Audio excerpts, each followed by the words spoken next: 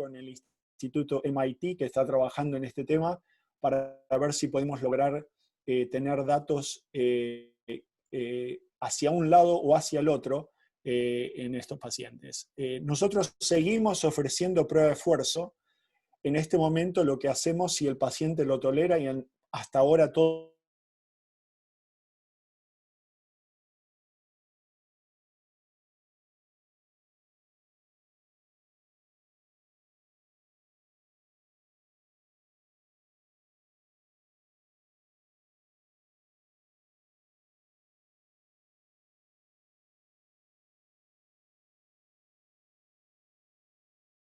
de N95, el protector facial y guantes y camisolín descartable, eso lo usamos en todos los pacientes y, independientemente de si son asintomáticos o sintomáticos. Y bueno, y el resto es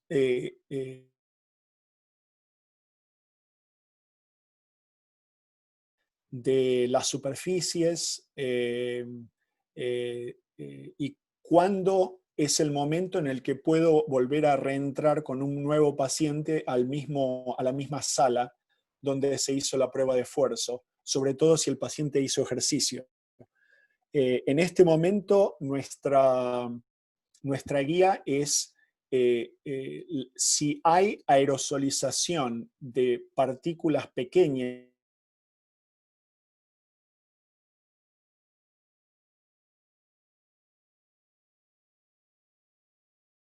en el cuarto donde se hace, lo cual en nuestro medio toma aproximadamente media hora, 40 minutos. O sea que en este momento nuestros turnos estaban dados para pruebas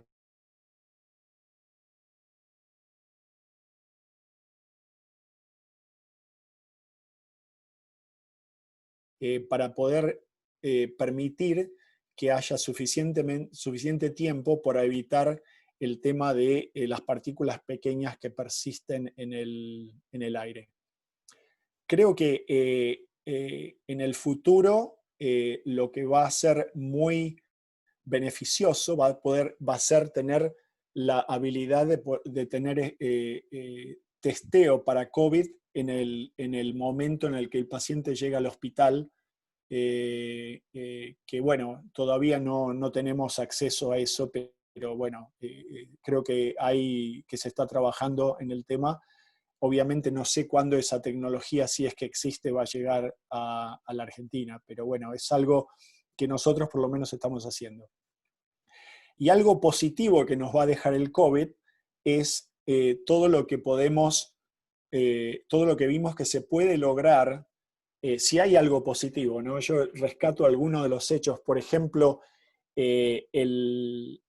la forma virtual de poder aprender y de poder enseñar todo lo que se hace, la parte de enseñanza médica, tanto a nivel, no solamente a nivel de pregrado, sino que a nivel de posgrado, creo que es un elemento que lo hemos descubierto y que nos permite hacer conferencias como la que estamos haciendo en este momento, donde nos conectamos con gente de todo el mundo. Creo que es algo único que no existía prácticamente, o yo no estaba muy al tanto de lo que se hacía antes del COVID. La reemergencia de la telemedicina, el rol que va a tener la imagen en todo lo que decía Magalí de la comunicación, no solamente con los médicos de cabecera, sino potencialmente la utilidad de la tecnología como para poder hacer llegar la información médica al paciente y educar al paciente en lo que significan los estudios de imagen y la implicancia que tiene para el manejo de la enfermedad. Y bueno, esas son las ideas que nosotros estamos en este momento, no tenemos realmente no tenemos respuesta, digamos, definitiva para ninguna de las preguntas. Las mismas preguntas que se hacen ustedes son las mismas preguntas que nos hacemos nosotros. Una preocupación que tenemos es el consumo de equipos de protección personal, que como ustedes ven, digamos, son no solamente costosos, sino que además a veces difíciles de conseguir. Y bueno, ese es un tema que va a condicionar un poco el trabajo de los laboratorios de imágenes, creo. La forma en cómo podamos acceder a ese tema. Creo que otro tema importante a considerar es cómo se le informa al paciente el hecho de que se han tomado todos los recaudos posibles para que el paciente sienta que va a hacer un estudio y que va a tener cierto grado de seguridad de que no se va a contagiar. Creo que eso va a ser un dato muy importante para darles confianza a los pacientes de poder ir al laboratorio de imágenes y poder restablecer la práctica semi-rutinaria. Yo no creo en este tema de que esto sea una transición y que en 3 meses vamos a estar haciendo lo mismo que hacíamos en febrero o en enero. Creo que esto va a ser un tema bastante largo. En Massachusetts esperamos otro pico. Las proyecciones y los modelos muestran que va a haber otro pico, por lo menos acá, coincidiendo con la llegada del otoño. Y bueno, no va a ser un pico tan agudo como el que vimos ahora, pero va a ser otro pico y nos vamos a tener que habituar a vivir con esta enfermedad hasta por lo menos que tengamos la vacuna o que haya alguna terapia de prevención. Bueno, eso es todo lo que tengo por ahora. Gracias, Marcelo. Muy valioso todo tu aporte, tu experiencia. Ahora nosotros hicimos una encuesta COVID en el Consejo de Cardiología Nuclear, donde participaron gran parte de los centros de Buenos Aires y del país. La doctora Roxana Campisi, que es la jefa de Cardiología Nuclear de Diagnóstico en Maipú y del Instituto Argentino de Diagnóstico y Tratamiento, y además es miembro del Comité Asesor del Consejo de Cardiología Nuclear, va a presentar la encuesta. Así que, Roxana, adelante, te escuchamos. Buenas noches, gracias a todos. A ver, voy a compartir. No, alguien tiene que descompartir, si no, no puedo compartir mi pantalla. Silvia, tenés la pantalla, cerrá tu pantalla. Silvia está con la pantalla abierta. Si no, no puedo. Silvia, ¿nos escuchás? Tenés que cerrar la pantalla. Ahí está. A ver, Roxana. Sí. Vamos por acá.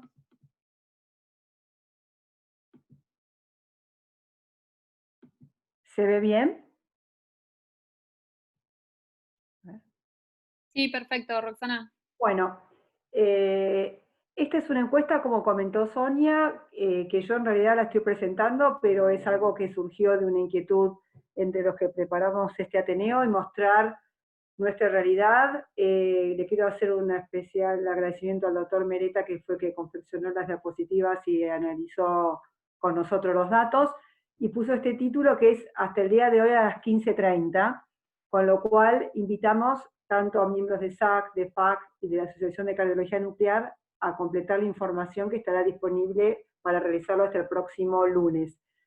De SAC pues tenemos 42 centros y de la Asociación Argentina de Cardiología Nuclear 59 centros.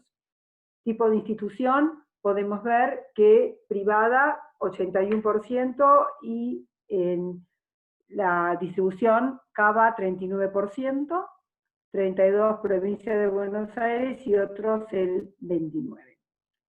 Cuando preguntamos sobre la caída del volumen, fíjense los valores que estamos mostrando, 75% promedio con una mediana del 80%, es algo realmente muy importante. Cuando preguntamos si reanudaron los estudios, podemos ver que hubo solamente 10% en tener dificultades en tener provisión del generador, y la pregunta puntual de reanudar los estudios, al día de hoy, de vuelta a 15-30 horas, el 91.5% de los servicios están funcionando. Con respecto a la seguridad de la institución, si se realiza el triage preasistencial vía telefónica, como Magalí describió muy bien, el 86% de los centros lo están realizando. Si el personal de salud recibe normativas acerca de cómo actuar durante la pandemia por parte de la institución, fíjense que es el 98.2%, lo cual es muy alto realmente. Con respecto también a lo que planteó Magalí de realizar el control de la temperatura al ingreso de una institución, hay un 73% que lo hace, un 27% que no, y la modificación del área de sala de espera, que también ella lo mostró en detalle, es realmente muy alto, un 95%. Seguridad del laboratorio de trabajo. Se realiza cambio de vestimenta del personal en contacto con el paciente, un 72%. Vemos a la derecha, se exige que el paciente utilice barbijo todo el tiempo, es altísimo, 98.3. Con respecto a la desinfección de superficies, equipo entre paciente y paciente, que Magalí y Marcelo, los dos insistieron mucho en este tema, fíjense que tenemos un 95%, esto es muy alto. Y con respecto a los equipos de protección, que también Marcelo insistió mucho, tenemos un 91.4% de casos afirmativos. Equipo de trabajo. Si se redujo la cantidad de personal presencial, 83% prácticamente, y la formación de equipos fijos de trabajo en días alternos, aquí la cosa está un poco más repartida, 60% que sí, 40%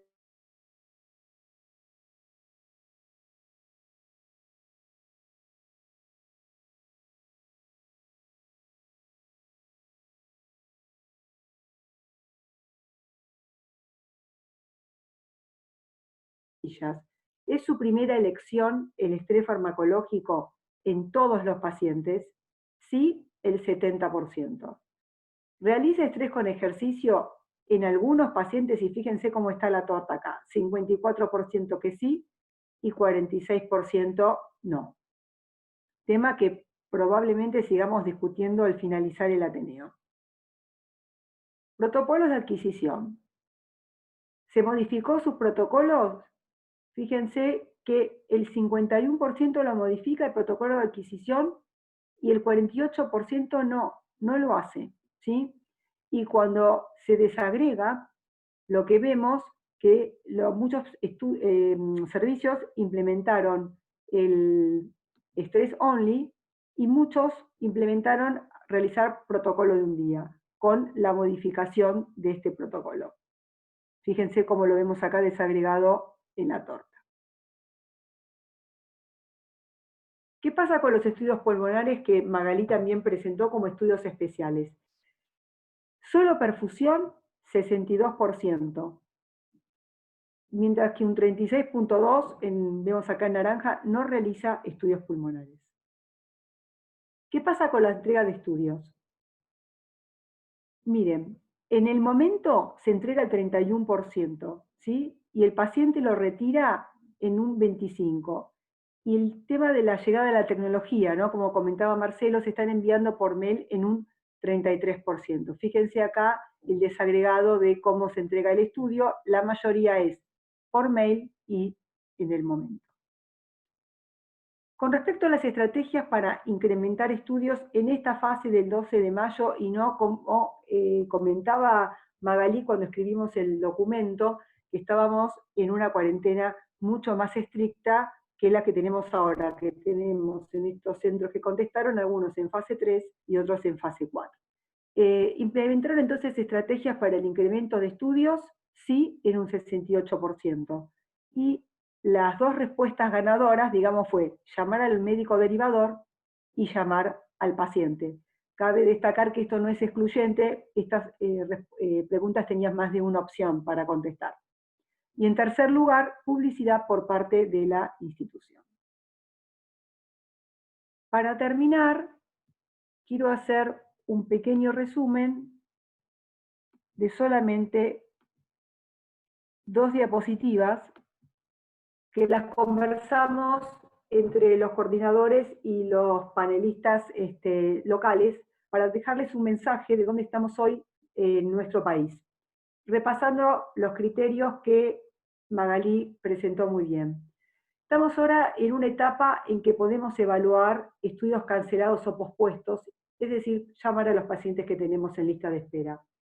Es muy importante en este momento reevaluar los síntomas cardiovasculares, porque hubo pacientes que estuvieron esperando 2 meses, probablemente, porque su médico le dijo que por el momento había que esperar, y pudo haber pasado que los síntomas, entre que vio a su cardiólogo y llega a nuestro servicio, hayan cambiado. Y por supuesto, como siempre, la parte administrativa, que es la reevaluación de las autorizaciones. La citación de los pacientes van a depender de las políticas de cada institución durante la pandemia, de la disponibilidad del personal y de recursos. Es muy importante también tener en cuenta de no universalizar medidas. No es lo mismo estar trabajando todavía en un sector que está en fase 3 que en un sector que está de la población argentina en fase 4. Se sugiere incrementar la disponibilidad de agenda en forma gradual, lo que explicaban tanto Magalí como Marcelo del tiempo de espera que tenemos que contar para poder limpiar superficies.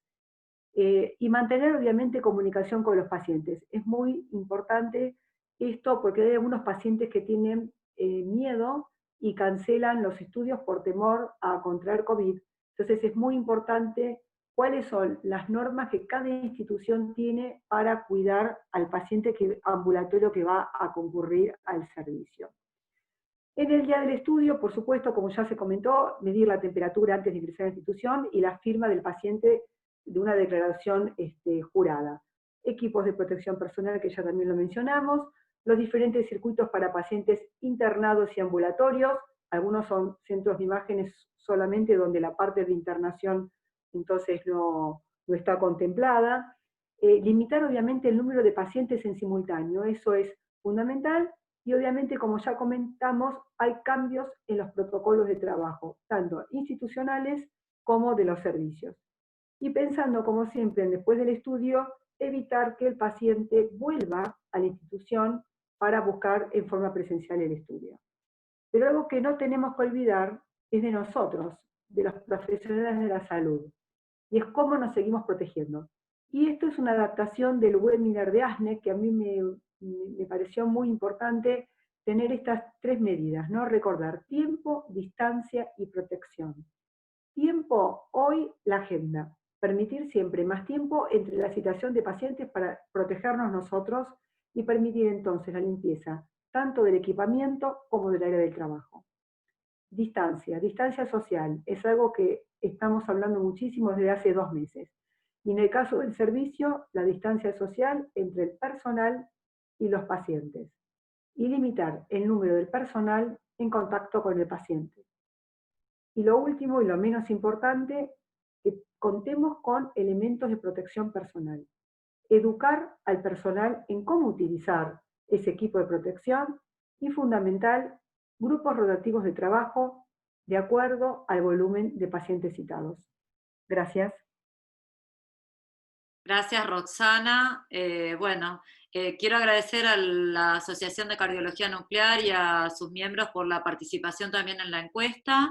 Ahora vamos a seguir con el doctor Osvaldo Mazzoli, es el jefe de cardioimágenes de TESEBA y de la sección de cardiología nuclear del Hospital Argerich, es codirector del Servicio de Medicina Nuclear del Instituto Cardiovascular de Buenos Aires y expresidente de la SAC. Osvaldo, ¿nos estás escuchando? Sí, Sonia, perfectamente. Bueno, ¿Ustedes me escuchan bien? sí, perfecto. Bueno, bárbaro. Bueno, buenas noches a todos. Muchas gracias por la invitación. Eh, yo voy a encarar esto desde otro punto de vista que me parece muy importante. Creo que en algún momento algo se mencionó, pero nuestro país comenzó la cuarentena muy precozmente.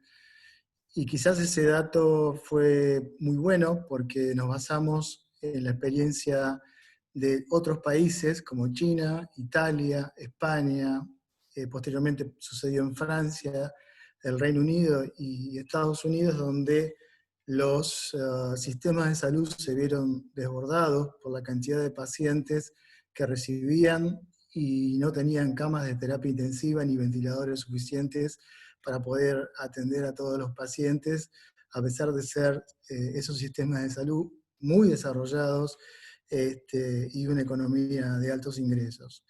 Nosotros justamente no estamos en esa situación, somos un país de ingresos medios, intermedios y bajos, y donde tenemos un sistema de salud también que está muy lejos de parecerse a los que les mencioné, y además es un sistema de salud muy heterogéneo, donde las instituciones privadas tienen recursos muy superiores a los que tienen las instituciones públicas. Y por ese motivo, lo que hizo el gobierno, asesorado por un grupo de epidemiólogos e infectólogos, fue instalar muy precozmente esta cuarentena, una cuarentena muy estricta, y por lo menos en los lugares de atención, sobre todo en lugares públicos, lo que se hizo fue suspender todas las consultas programadas, ya sea consultas de consultorio y todo tipo de estudios que fuesen estudios programados. Entonces, ya llevamos casi 2 meses, creo que son 54 días en esta situación, y eso lo que produjo fue una desatención de prácticamente todas las otras patologías, incluyendo patologías graves, y disminuyó enormemente el ingreso a los hospitales y instituciones privadas de pacientes con síndromes coronarios agudos, y disminuyó la cantidad de infartos que se internan comparados con el mismo periodo de años precedentes. Esto también pasó en los otros países que le mencioné, pero ellos estaban con un sistema de salud absolutamente desbordado, nosotros no, y sin embargo eso sucedió y no sabemos qué pasó con todos esos pacientes que probablemente hayan tenido síntomas severos y no hayan consultado, tal vez hayan fallecido en sus domicilios. Es decir, eso lo vamos a saber probablemente dentro de varios meses, cuando esto pase, y vamos a tener datos estadísticos para poder analizar esta información. Pero si uno se basa en la información que ya conocemos, en Argentina tenemos aproximadamente unas 100.000 muertes anuales por enfermedad cardiovascular, y la Sociedad Argentina de Cardiología, y junto con la Federación Argentina de Cardiología, hicieron un análisis también proyectado de cuántas muertes podrían haber sido evitadas en estos meses, manteniendo este sistema tan estricto de no concurrencia, y además con un mensaje a la población de que tratase de no concurrir a los centros de atención por el peligro al contagio. Afortunadamente en estos últimos días, como comentó Roxana, entramos en una fase 3 y algunos lugares en una fase 4 de esta cuarentena, donde se han permitido ya muchas más actividades y mucha más movilidad de la gente, y las personas están perdiendo el temor a la consulta, pero durante casi 2 meses realmente fue muy preocupante, o es muy preocupante, todo lo que estuvo pasando, y se calcula que podían suceder entre 6.000 y 9.000 muertes cardiovasculares que podrían haber sido evitadas. Nosotros hicimos un análisis en nuestro servicio de qué pasaba con los estudios de cardiología nuclear en los últimos 4 años, del año 16 al 2019, y qué porcentaje de pacientes que tenían isquemia, o qué porcentaje de los que habíamos estudiado tenían isquemia, y qué porcentaje tenían isquemia moderada severa, tomando como moderado severo la definición del estudio isquemia recientemente publicado.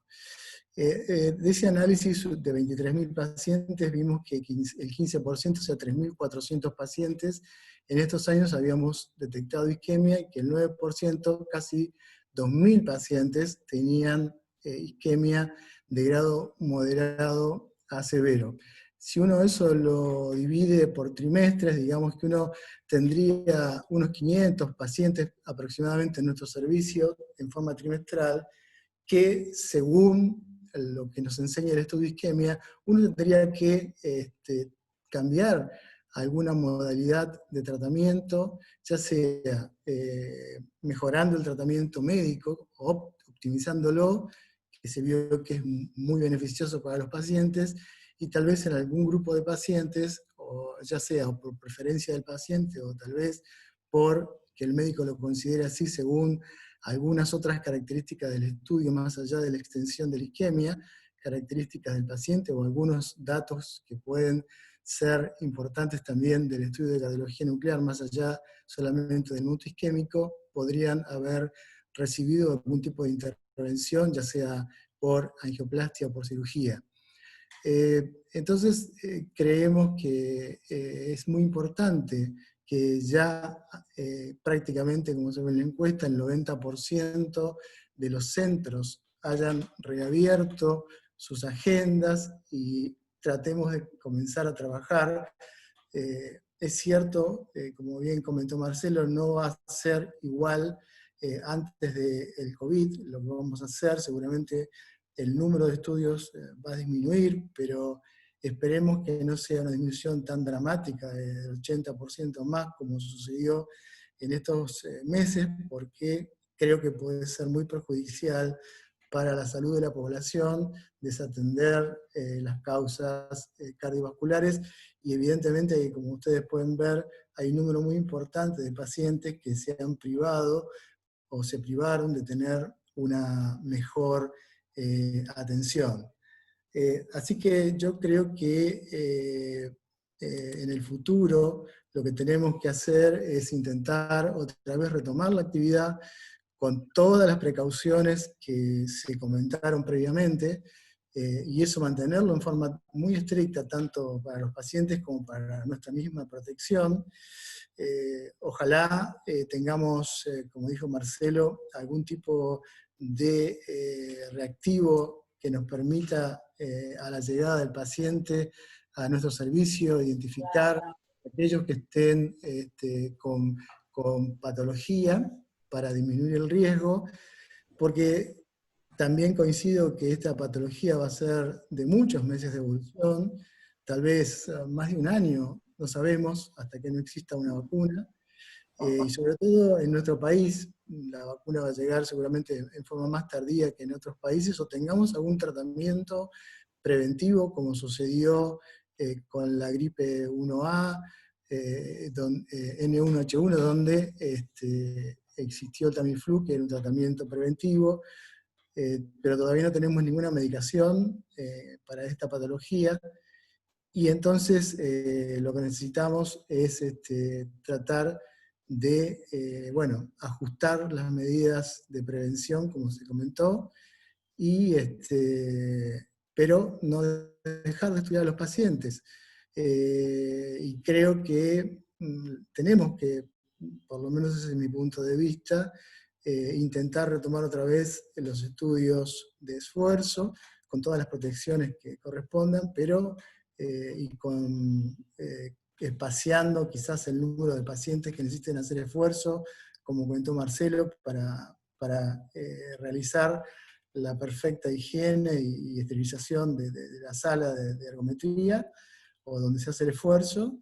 Así que creo que el mensaje es que esta pandemia, que nos agarró en forma desprevenida a casi la humanidad, también va a tener un daño colateral muy grave, y eso lo vamos a saber dentro de muchos meses, cuando cada país analice el exceso de muertes que tuvo, más allá de las personas que murieron por COVID y que se desatendieron o no tuvieron la atención adecuada por temor a concurrir a los centros de atención, o porque los centros de atención se vieron en algunos países absolutamente desbordados y quizás no pudieron hacer más de lo que quisieron. Bueno, muchas gracias. Gracias, Osvaldo. Bueno, ahora vamos a abrir a la discusión. Hay muchos temas como para profundizar o para discutir. No sé si alguien quiere hacer alguna pregunta. Yo, Marcelo, ¿estás ahí? Ah, bueno, está con el micrófono. Estoy Eh, acá, estoy acá. bueno, respecto a la ergometría, ¿vos ves alguna diferencia de hacerlo en cinta o en bicicleta? ¿Recomendarías la bicicleta en relación a la cinta? ¿O es lo mismo para vos? La verdad que no te sabría decir. Estuve en un grupo, tenemos un grupo acá en Boston que nos agrupamos todos los hospitales para discutir y había algunas consideraciones de que, bueno, usando la bicicleta podría ser mejor que la cinta, sobre todo para los estudios cardiopulmonares, los estudios de consumo de oxígeno que son, te diría, igual o más problemáticos que los estudios convencionales, porque el paciente, como sabes, no puede usar una máscara, ¿cómo se llama? Un barbijo. Y hay emisión de droplets que salen de la boquilla o de la máscara que se usa para hacer los estudios cardiopulmonares. Pero no te sabría decir si hay diferencia alguna entre uno y el otro. El otro punto que nosotros que mencionó Magalí y que no estoy seguro es, nosotros hemos intentado usar medir la presión arterial con el manguito automático y verdaderamente no conseguimos lograr que sea exacto en la medición de la presión y a veces ni siquiera la mide aún teniendo el brazo en forma muy estable. De manera que es algo que en teoría suena bien, pero en la práctica hay que probar si sirve o no sirve, por lo menos con los aparatos los más comunes que se usan hoy día. Nosotros sabemos que hay un lugar en Baltimore que dicen que tuvieron gran éxito, pero todavía nosotros no lo logramos. Viendo la situación que tenemos acá en la Argentina, ¿no? Vos harías esfuerzo, nosotros no podemos testear, la realidad, quizás algún Nosotros tampoco, nosotros tampoco. Sí. Así que estamos haciendo lo mismo que hacen ustedes. O sea, por el momento, nuestro mejor amigo va a ser el cuestionario que se usa para hacer el triage que ustedes hablaron. Eso es sí, la mejor herramienta que tenemos. Ahora, hay un dato muy importante. La mayoría de los pacientes que vienen a nuestros servicios tienen disnea. claro. Entonces, ¿cómo diferenciar, digamos, de qué se trata? Bueno, si el paciente tiene disnea hace 4 meses, estamos casi seguros, y no tiene fiebre y no tiene otros síntomas, estamos casi seguros que no es una enfermedad respiratoria, pero creo que ustedes que están entrando ahora ya entraron en el otoño y pronto van a entrar en el invierno, diferenciar el COVID del resfrío común o digamos, yo creo que va a ser y nosotros cuando entremos en el invierno nuevamente, nos va a pasar exactamente lo mismo, cómo poder diferenciar una patología de la otra. Lo que está claro es que a ningún paciente ambulatorio con una enfermedad febril o tan sintomático desde el punto de vista respiratorio, vamos a hacer una prueba de esfuerzo. O Claro, sea, esos lógico. pacientes prácticamente todos se van a quedar en la casa y van a venir cuando estén asintomáticos. Ujú. Respecto a la ventilación perfusión pulmonar, ¿ustedes hacen Tecnegas o hacen No, SPECT-C de la no, perfusión? ofrecemos nada más que perfusión por el momento. No hacemos ningún tipo de ventilación. Ajá. Mira, eh, usamos el Xenon nosotros, y tenemos presión negativa y todo lo demás en las habitaciones, pero es muy complicado la limpieza y yo creo que si hay una duda, primero, en los pacientes con sospecha de COVID, el centellograma pulmonar creo que no va a tener ningún rol porque todos los pacientes van a ser riesgo intermedio. Por definición, todos tienen o tienen alguna patología que no va a ser muy útil. Así que creo que la tomografía computada es el estudio de elección, creo, en esos pacientes. No sé si alguien más quiere hacer alguna otra pregunta. Hola, sí, yo. Buenas noches. Hola, Marcelo, ¿cómo estás? ¿Qué haces? Bien, acá con problemas de conexión.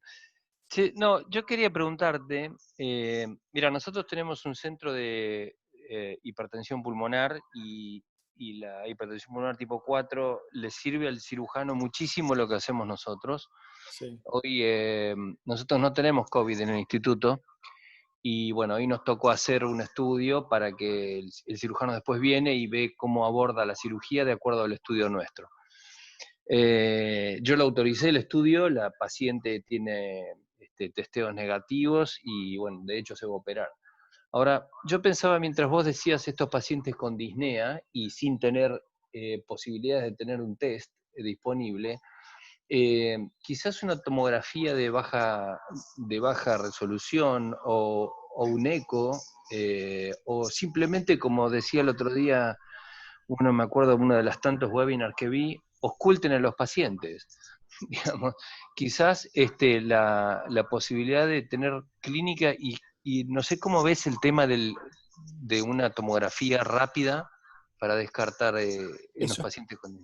¿Eso es para ver la función ventricular derecha o para qué? No, yo hablo... ¿Estás hablando de la patología pulmonar? Sí, correcto. Cuando vos decías, yo, digamos, esto que te dije del ventilación-perfusión, nosotros lo hacemos rutinariamente en los pacientes que va a operar el cirujano por la tipo 4. O sea, ahora estamos haciendo uno en esta época de COVID. Pero yo digo, estos pacientes que vos decís que tienen disnea y que vienen al centro y que uno no sabe muy bien qué tienen, ¿la tomografía podría ser un rule-out? Para hacer vos decís el tromboembolismo crónico. Claro, para ver, digamos, la imagen tomográfica que pudiera descartar que el paciente tuviera a bordo COVID. El otro día mostró Piort unos protocolos que están haciendo, creo que en CIDR seguramente, y tienen todo un protocolo de inteligencia artificial y bueno, sí. Es como que están tratando de ver eso. Mira, lo que yo tengo entendido es que la tomografía tiene una especificidad muy baja. La sensibilidad es altísima, pero diferenciar la infiltración por un poco de edema pulmonar, de otras patologías preexistentes del COVID, se hace muy difícil con la tomografía computada, solamente. Yo creo que lo tenés que interpretar en el resto de la clínica, ¿no? Si el paciente tiene todos los síntomas y toda la cosa y tiene además la patología pulmonar, creo que es lógico pensar que en un diagnóstico único, en lugar de que el paciente pueda tener dos enfermedades al mismo tiempo. Pero la verdad que no tengo experiencia en eso. Pero lo que sí tengo entendido es que la tomografía tiene muy poca especificidad para poder diferenciar una patología de la otra.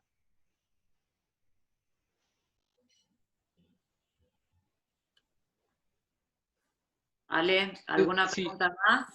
No, lamentablemente se cortó la conexión de Fivertel y quería saber, viste que nosotros estamos con algunos centros que están haciendo los esfuerzos. ¿Vos eso lo ves como vedado? No lo veo vedado y es más, yo te digo, yo creo que la prueba de esfuerzo es muy útil. Es decir, y nosotros hacemos prueba de esfuerzo más allá de la imagen, digamos, hacemos pruebas ergométricas que no tienen ningún tipo de imagen en pacientes jóvenes, con palpitaciones, con electrocardiogramas anormales, o sea, hay muchas razones por las cuales uno todavía quiere usar la prueba de esfuerzo para poder guiar el manejo del paciente. Yo creo que y esto lo hemos hablado con los infectólogos del hospital, si el paciente está verdaderamente asintomático, digamos, la probabilidad de que el paciente esté en una fase presintomática del COVID o que esté verdaderamente asintomática es menor al 1%. De manera que en nuestro medio, si el paciente está asintomático y la prueba de esfuerzo tiene una indicación correcta, nosotros la hacemos.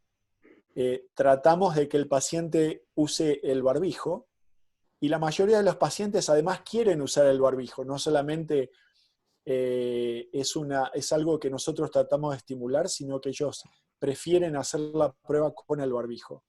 Así que yo creo que esto nos va a forzar mucho a poder definir si el estudio tiene una indicación, tiene una razón pesada, digamos, de verdadero valor.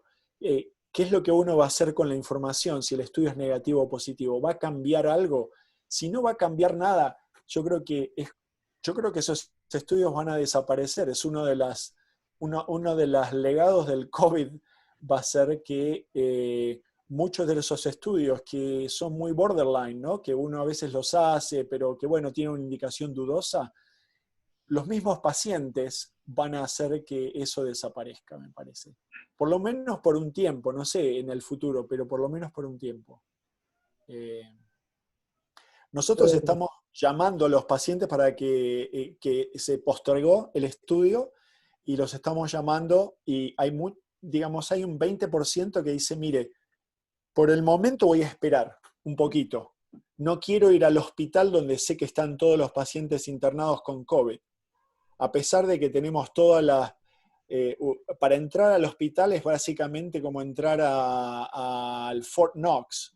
Tenés que hacer la declaración jurada, te tiene que tomar no sé, digamos, prácticamente no entra nadie al hospital a menos que tenga que entrar. Entonces, eso hace que uno tenga cierto de temor, ¿no? El grado de temor. Cuando uno ve las barreras y ve que tenés que cruzar un montón de vallas para poder entrar al hospital, uno dice, bueno, ¿será seguro ir a hacerme el test o espero un poco más? Yo creo que es algo que lo estamos viendo. El paciente, digamos, los pacientes que están internados, te digo, están muy enfermos, aún aquellos que no tienen COVID, sobre todo los que no tienen COVID. Creo que lo que decía Osvaldo tiene razón, ¿no? Algunos pacientes tratan de aguantar y aguantar y aguantar, no ir, hasta que, bueno, no hay otra solución. Y entonces van al hospital, pero creo que no es el camino a seguir hacia el futuro, ¿no? Ahí en el chat, Alejandro, ¿quería hacer alguna pregunta? Sonia, permiso. Sí. ¿Puedo hablar? Dale. No, es verdad, yo estoy de acuerdo muy bien lo que dice Marcelo. Nosotros en Argentina tenemos muchos centros que no tienen internación y se hace cardiología nuclear, se hace ecoestrés, se hace ergometría. Y la verdad que, bueno, yo trabajo en un centro que se hace eso, y nosotros seguimos haciendo ergometría con todos los cuidados, tanto en cinta como en bicicleta.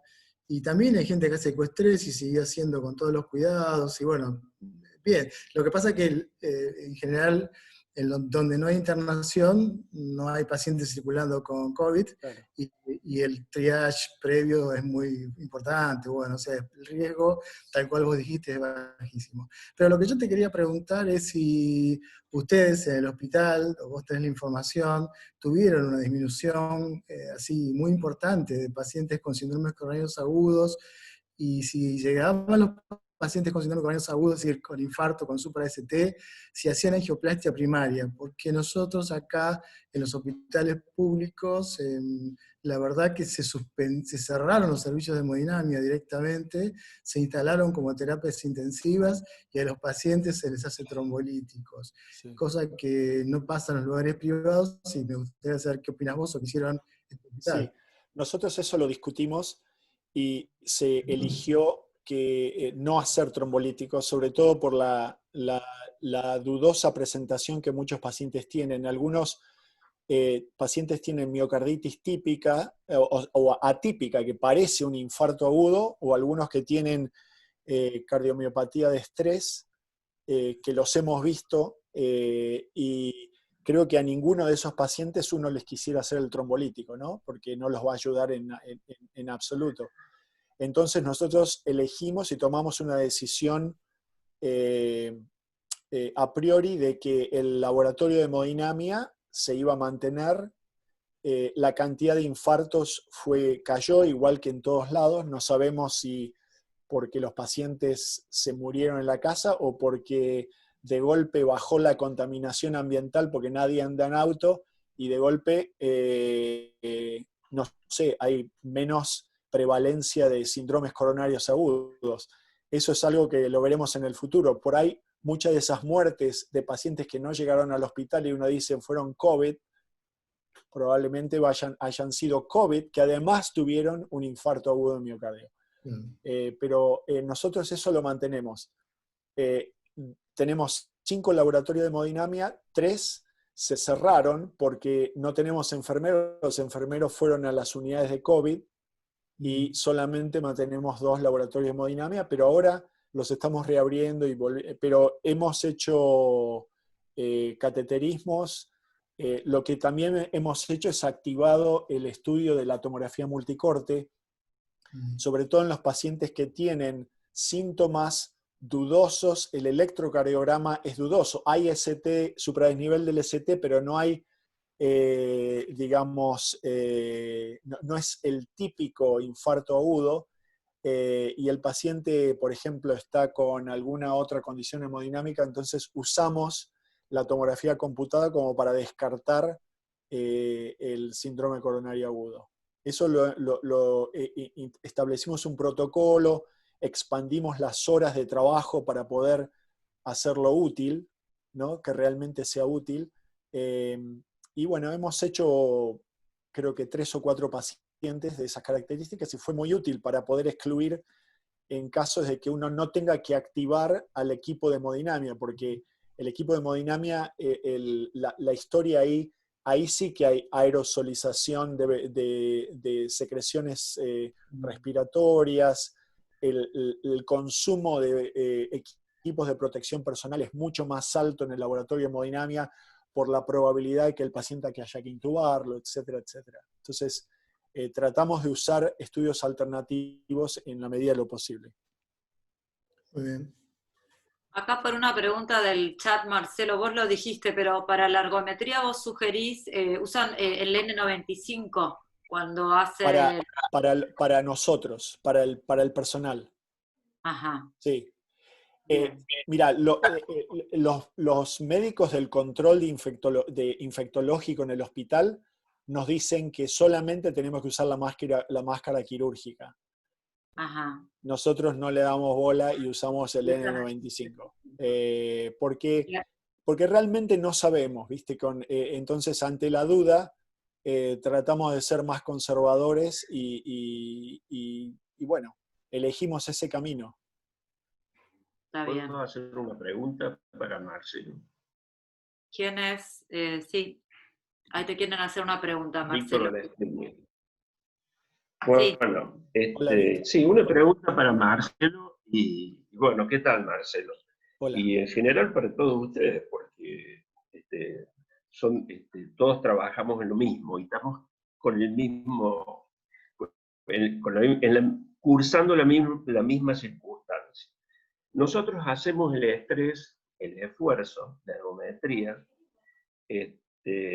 tratamos de ver si al paciente se le puede hacer estrés farmacológico, pero en general lo más común es el estrés ergométrico porque el estrés farmacológico tiene sus contraindicaciones importantes. Entonces nosotros comenzamos haciéndole con barbijo a los pacientes y vimos que era incómodo, que no podía respirar bien y se le humedecía mucho el barbijo. Entonces, lo que hicimos es ponerle una máscara facial. la máscara facial adaptada, ¿no es cierto?, para que pueda ventilar mejor el paciente, entonces que no esté tan pegada en la frente. Hicimos una adaptación propia nosotros ahí, y con eso los pacientes pueden pedalear bien. Y es una máscara bastante larga, digamos grande, ¿no es cierto?, que le llega Vos decís el hasta visor, la altura ese debajo del visor cuello. vos decís el visor. Ese visor, exactamente. Ese visor, exactamente. Y los pacientes pueden pedalear bien, no les falta el aire. Y bueno, a nosotros nos pareció, o nos parece ahora, que es una buena medida. Eso te quería preguntar, le quería preguntar a todos qué pensaban. Por otro lado, hacemos también el triage, como indicó muy bien la doctora, ¿no es cierto? Le controlamos la temperatura y estamos tratando de ver si podemos detectar si el paciente tiene anosmia. Todo esto surgió a raíz de que los odontólogos, o algún grupo de odontólogos, acá en Córdoba, usan una sustancia que le hacen oler al paciente, que se llama, tiene un nombre raro, creosota vegetal pura, se llama, en realidad es así. Yo no la conseguí, pero tampoco la busqué mucho. Y entonces cambiamos eso por un algodón con alcohol. Entonces, como para tener otro elemento más en este famoso triage. Entonces, quería preguntarle un poco a Marcelo qué pensaba él. Con respecto a los tensiómetros digitales, yo creo exactamente lo mismo. Yo creo que la salida, yo no estoy yendo a trabajar, pero la salida probablemente es tratar de que las gomas de los tensiómetros sean más extensas, y es lo que estamos tratando de hacer. Y de los estetoscopios. Porque el estetoscopio no tiene que, digamos, para tomar la presión, probablemente no tenga que ser tan sensible, ¿no? Bueno, un poco quería comentarlo y preguntar a ver tu opinión, Marcelo, y la de ustedes. Yo, en mi opinión, creo que la necesidad es la madre de la innovación, así que todo lo que te pueda funcionar, creo que lo tenés que implementar, y creo que, bueno, usar el cobertor facial que usamos cuando vamos a las habitaciones, creo que puede ser de utilidad, y lo hemos charlado con nuestros compañeros, así que probablemente en algún momento lo usaremos. Hasta ahora nos fue bien con la máscara, pero creo que por ahí algunos pacientes no lo van a poder hacer, así que creo que es algo útil. Y bueno, distancia, tiempo, eso lo sabemos bien en medicina nuclear, ¿no?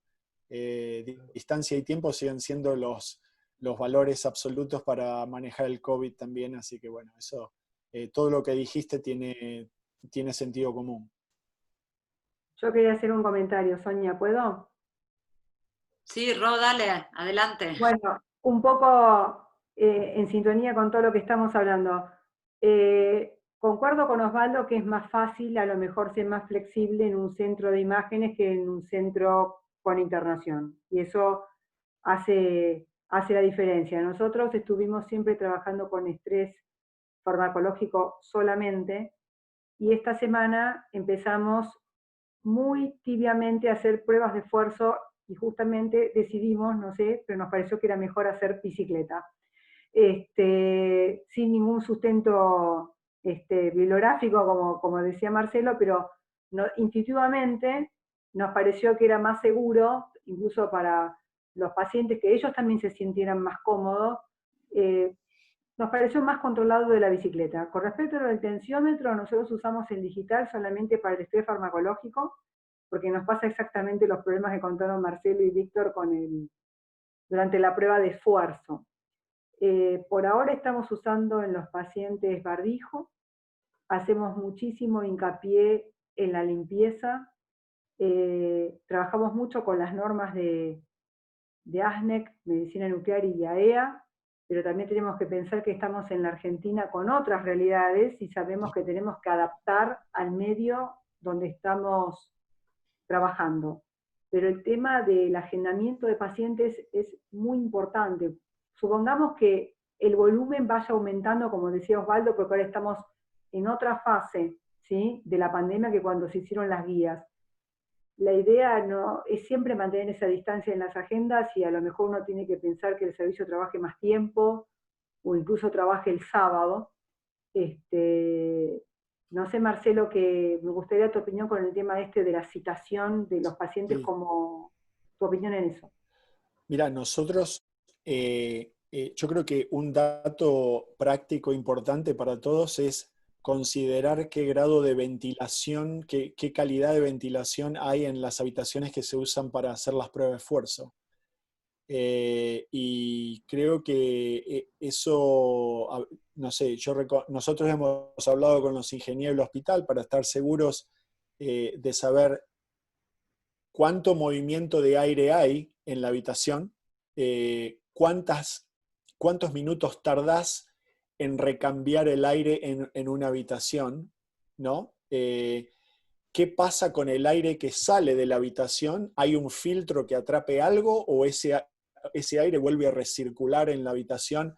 Yo creo que son todas preguntas importantes que van a ir cambiando de acuerdo a la edad del edificio donde funciona el laboratorio, a las posibilidades. En algunos lugares por ahí usan la ventana, y en invierno la ventana la vas a tener cerrada. Entonces, yo creo que hay que entender un poquito cómo circula el aire como para poder establecer cuán frecuentemente podés dar los turnos, ¿no? Nosotros lo que establecimos es que aproximadamente toma una media hora, 40 minutos en hacer 5 recambios de aire, de acuerdo a la ventilación que tenemos. Entonces, lo que estamos planeando es hacer los turnos cada hora y media. La ventaja que tenemos es que tenemos 8 salas para hacer prueba de esfuerzo. Entonces, tenemos flexibilidad como para poder manejarlo. Pero bueno, es algo que lo van a tener que cambiar. Por ejemplo, nosotros tenemos la posibilidad de tener presión negativa en las habitaciones, pero los infectólogos no nos permiten convertir las habitaciones en salas de presión negativa, que lo que uno favorece, como sabés, es que el aire no recircule al pasillo, sino que salga de un lado y entre por el otro lado de la toma de aire, ¿no?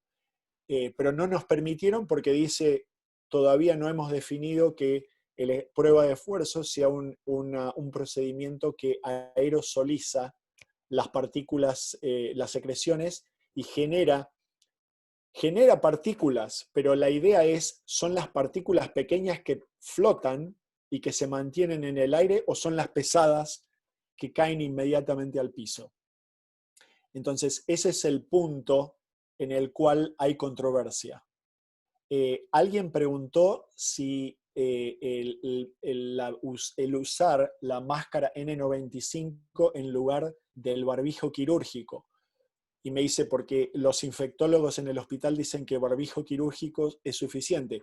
A nosotros nos dicen exactamente lo mismo, pero ante la duda de si la prueba de esfuerzo aerosoliza o no, nosotros estamos tomando precauciones para tratar de proteger a la gente que trabaja con el paciente en forma más directa. Pero no hay, la evidencia es cero, no hay evidencia de ningún tipo. Entonces, que no haya evidencia no quiere decir que no haya aerosolización. Entonces, ante la duda, preferimos tomar una precaución un poco más extrema y hacerlo con N95. Carlos Rapalo, el doctor Carlos Rapalo quería hacer una pregunta. ¿Estás ahí, Carlos? Acá estoy, Sonia, sí, gracias. Se escucha bien, ¿no? Sí, perfecto. Bárbaro. Hola, Marcelo, ¿cómo estás? ¿Qué tal? Marcelo, mira, los dos sabemos cómo trabajamos y los dos tenemos un background clínico. Sé que vos estás en la sala y yo también. Y un poco para completar la pregunta que hizo Osvaldo, que en todo estoy totalmente de acuerdo, nosotros vimos una disminución, podría decirte, dramática de la internación por síndromes coronarios agudos y por patologías graves cardiovasculares. Quería saber si vos has visto lo mismo en los momentos que estuviste en sala. Y por otro lado, tuvimos también experiencia de infartos que han llegado tarde, porque el paciente se ha aguantado el dolor por miedo de ir al hospital y contagiarse, o de ir a un centro de salud y contagiarse. Bueno, quería saber si vos habías visto lo mismo. Y bueno, totalmente de acuerdo con vos. En el tema de la angioplastia primaria, de hecho ya está en las guías prácticamente mundiales, en las europeas y en las americanas. Sí, vimos una caída de toda la patología convencional cardiovascular. En algunos de los pacientes internados está mezclada con el COVID, no sabemos si es el COVID que la desencadena o si es la patología de base. Y la otra cosa que te quería aclarar era que me ofrecí como voluntario para una de las unidades de COVID, pero dijeron que no, que estaba un poco viejo y que, digo, pero puedo ser un muy buen residente de primer año, sé cómo seguir órdenes, Lo pero me lamento por dijeron, no, ellos. no, no, me dijeron, vos quédate tranquilo, que nosotros nos vamos a arreglar, vos andá y hacé lo que sabés hacer. No saben lo que se pierden. Creo, así que bueno, mi esposa estaba muy contenta de que me hayan dicho que no. Yo tengo una pregunta para Marcelo. Sí. Hola, Marcelo. Más allá, digamos, de los servicios de cardiología nuclear y de medicina nuclear, yo quería preguntarte en tu hospital si se ha reactivado todo lo que es consulta de cardiología clínica, ya que son nuestros principales médicos derivadores, o si se está manejando todo con telemedicina, teleconsulta, ¿cómo es que están haciendo en tu hospital? Mira, en este momento los consultorios externos parecen, te diría, una ciudad abandonada, te diría. El 90% de las consultas, aún de la primera consulta, se hacen en forma virtual. Y hoy tenemos un comité de trabajo para poder, porque el hospital está tratando de predecir, a ver, qué porcentaje de las visitas van a ser en persona y qué porcentajes van a ser virtuales. Y creo que el consenso de la gente que por lo menos durante los próximos meses, hasta que haya un poco de claridad en qué es lo que va a pasar, creo que el 70% de las consultas van a seguir siendo virtuales y el 30% van a ser en persona. Y yo después de ese meeting me empecé a preguntar cuál va a ser la consecuencia de eso sobre los volúmenes de estudios de imágenes, ¿no? Nosotros, te digo, ecocardiografía, me dicen mis colegas, no, quédate tranquilo, que no va a pasar nada. Y yo creo que el volumen de ecocardiografía va a bajar. Ha bajado, por ejemplo, el volumen de electrocardiogramas, ¿no? Como no podés hacer el electrocardiograma virtual, entonces, y eso es una pérdida. Acá en Estados Unidos, el electrocardiograma es un elemento fundamental en la parte financiera del hospital, porque todas las consultas, por supuesto todas las consultas cardiológicas tienen un electrocardiograma, y en este momento la producción es casi cero. Creo que el eco va a tener una cosa similar. Creo que los estudios de cardiología nuclear van a bajar, estoy casi seguro que van a bajar, pero no solamente por el COVID, por todos los datos del Ischemia Trial y todo lo demás. Creo que va a haber más estudios de tomografía multicorte, sobre todo por esta cuestión de que no hay que estar con la prueba de esfuerzo y todo lo demás, ¿no? Y que uno puede manejar el contagio o la exposición en forma un poco más, digamos, controlada. Así que bueno, creo que todo eso estará por verse. ¿Cuál va a ser la influencia de la telemedicina sobre la práctica de lo que hacemos todos los días, ¿no? Creo que va a ser un dato interesante. Yo la verdad que no te sé decir en este momento qué es lo que va a pasar. Ojalá pudiera saber, pero no lo sabemos. ¿Alguna pregunta más? Sí, preguntan también acá en el chat si está de acuerdo, doctor Di Carli, en realizar solo el stress only, o cómo se Sí, manejan allá. pero eso lo hacemos antes del COVID ya. Prácticamente nosotros cambiamos los protocolos hace un tiempo ya, y el 60 o 70% de los pacientes tienen stress only.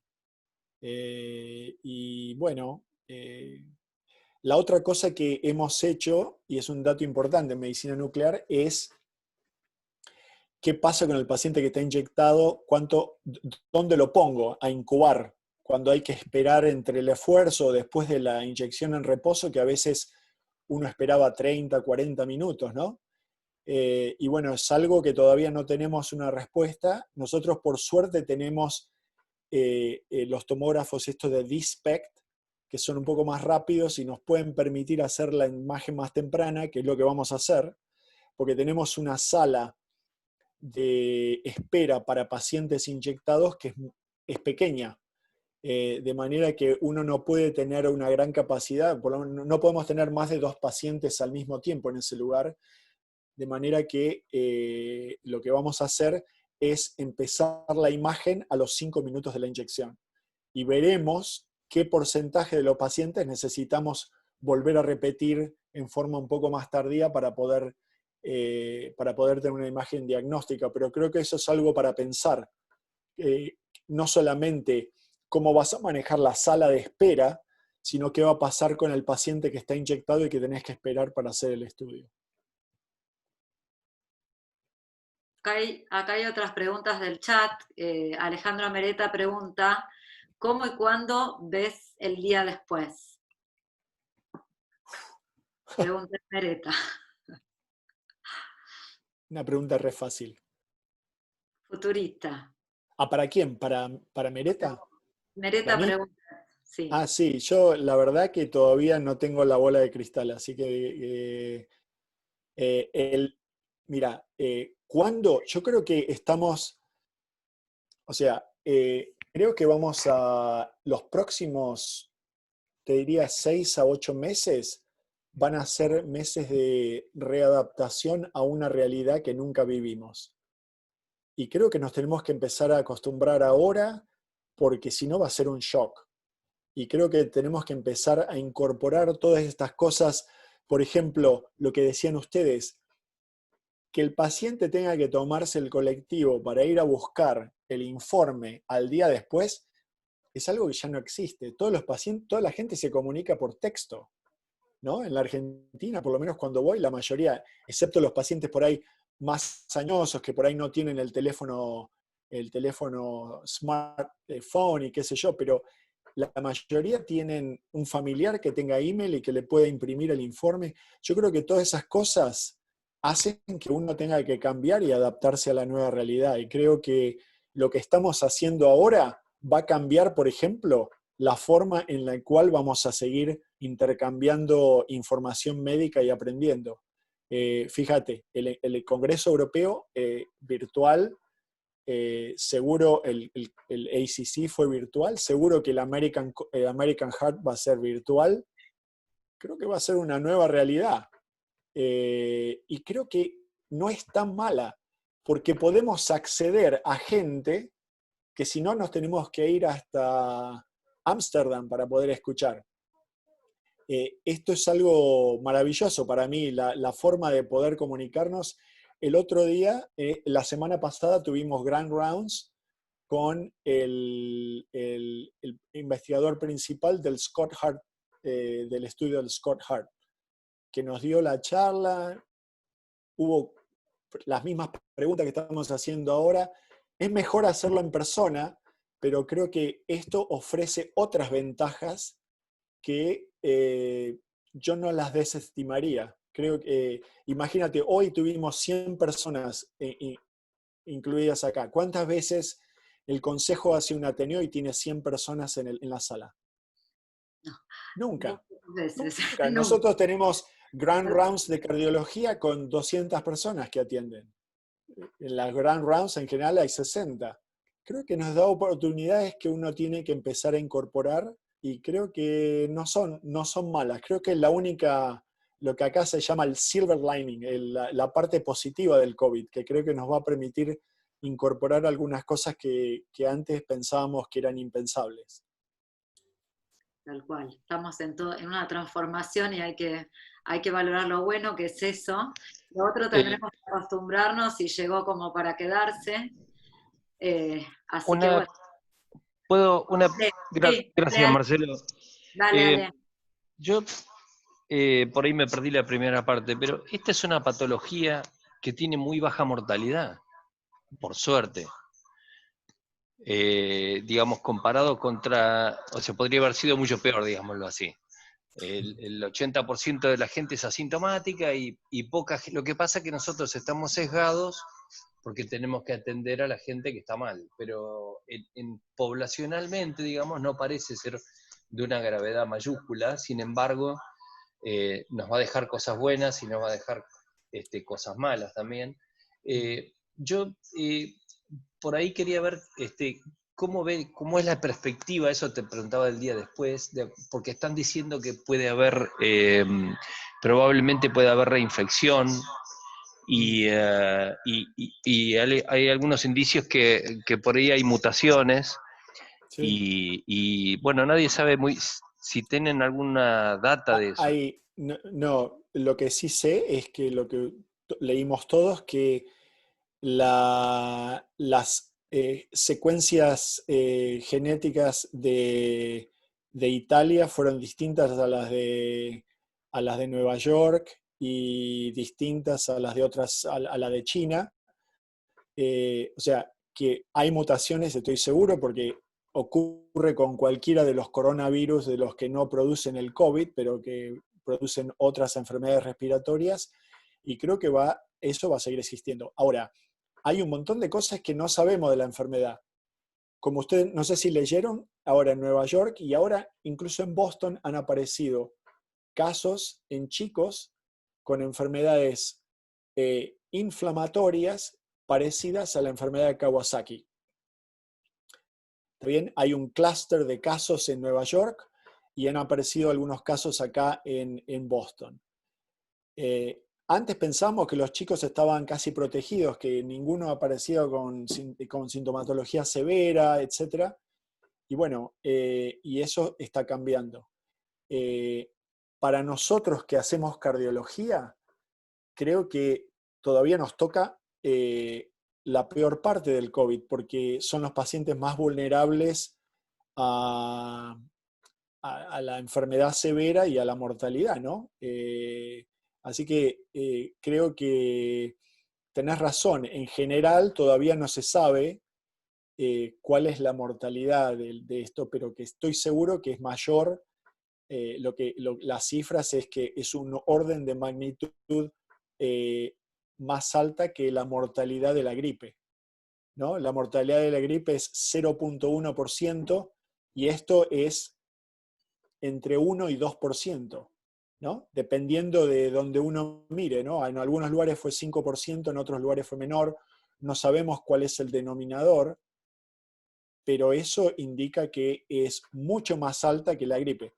Te diría, a mí no me gustaría tenerla. Sé que en algún momento uno va a tener que adquirir inmunidad, o por la vacuna o por la exposición, pero no sé, voy a tratar de saltearme la fase de la inmunoglobulina M. Quiero pasar a la inmunoglobulina G directamente.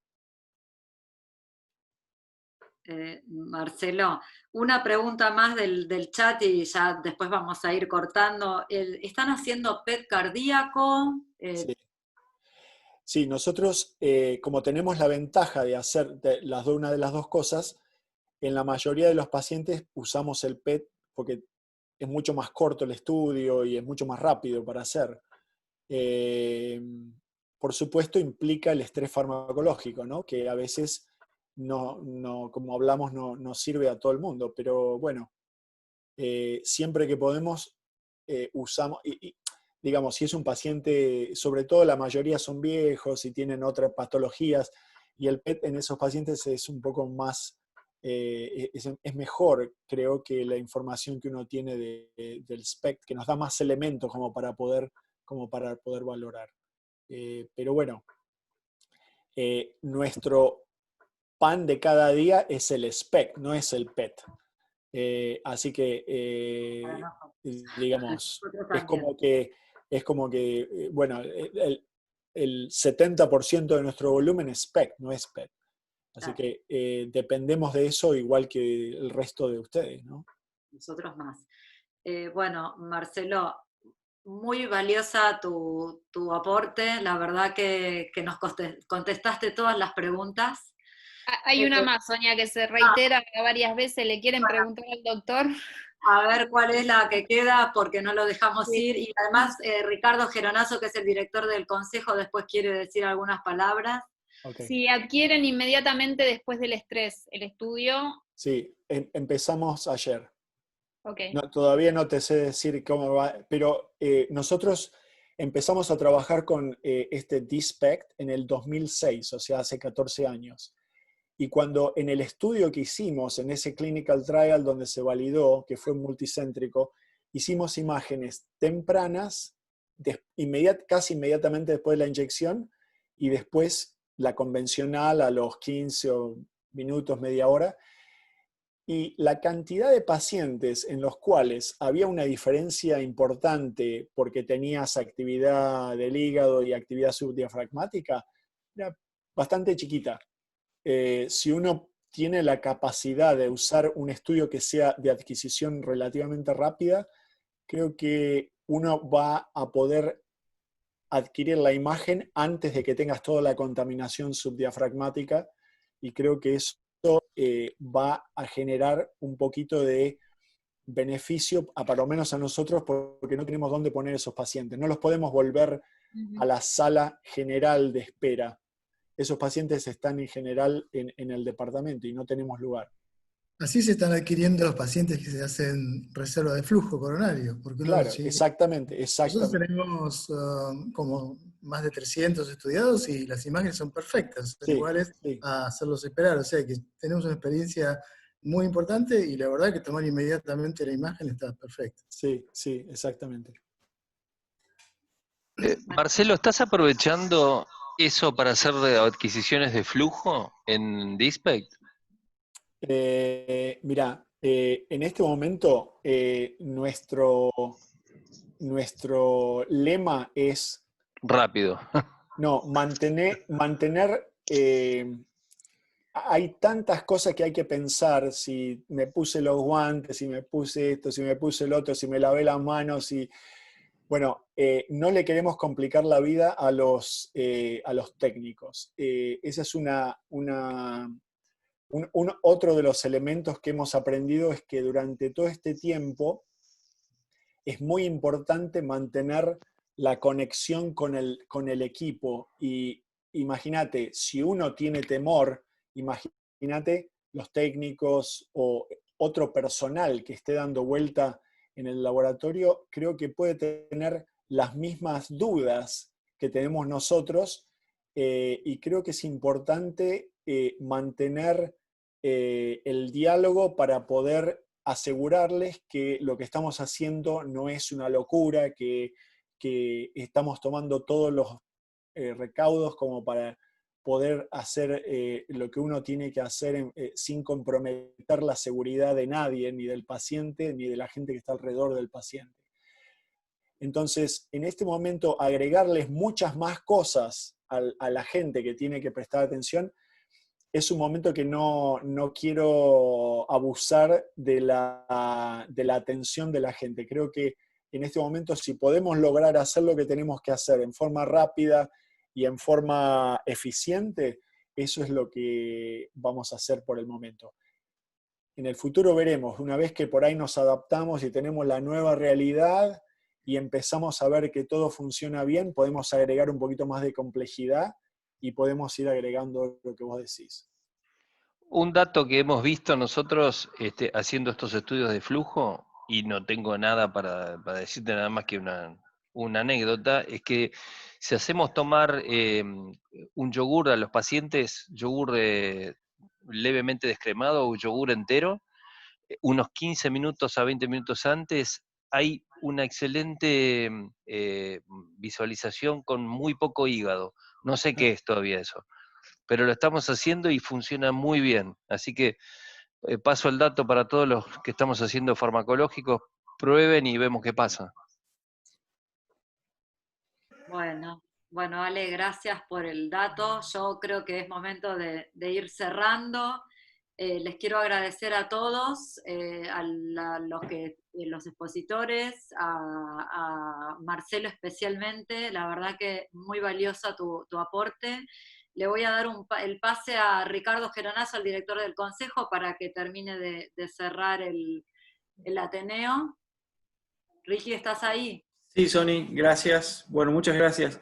Gracias a ustedes, al Ateneo Sólido Espectacular. Ya tengo varios mensajes de que ha sido de mucha utilidad. Especialmente gracias, Marcelo, por aceptar nuestra invitación y participar en forma tan agradable de esto. Gracias, Maggie, Magalí y Sonia, que han estado de coordinadores y han programado todo esto y aparte han armado la revisión del documento que presentamos desde el Consejo, lo cual ha sido fantástica. Gracias a Roxana y a Osvaldo por su hermosa participación acá, ha salido fantástico. Gracias también fundamentalmente a Alejandro Mereta, que ha sido el gran operador en todo esto. Tengo un gran agradecimiento por él, porque atrás en el Consejo está siempre ayudándonos en las sombras, pero bueno, también nos hace reír aparte. Gracias a todos, gracias también a la Asociación Argentina de Cardiología Nuclear, que han participado con las encuestas. Vamos a seguir queremos seguir con esas encuestas para tener más datos, ir actualizándolo, y tenemos la idea de volver a publicar nuestro documento actualizado en la SAC.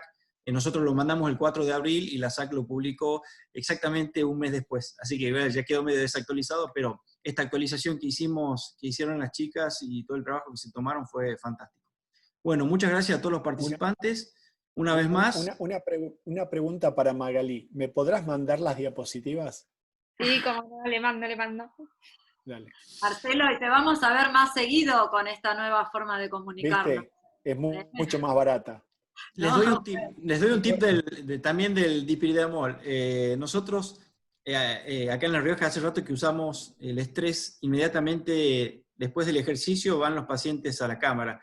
Y funciona con una cámara Axis de las viejitas, anda perfecto. No vemos, en el 90% de las personas no vemos hígado. Y en los dipiridiamol les damos té de boldo. Después del té de boldo, en 10 minutos tenemos imagen clara, así que pruébenlo, es bárbaro. Té de boldo, bueno, vamos a probar. Tenemos los saquitos todos guardados ahí, los vasitos descartables para darle té de boldo a todo el mundo. ¿Ves? Mira, receta el Ateneo. Té de boldo y yogur. Va a ser Van a vomitar hasta las tripas. Bueno, muchas gracias a todos. Gracias a todos. Chao, gracias por la invitación. Gracias a todos, gracias Marcelo. Gracias a todos. Esperen que gracias, sacamos una foto. Abran todas las máquinas. Sacá una foto, dale. Abran todas las pantallas. Pongan todo su video on, así salimos todos. Aníbal, hay alguien que no me deja.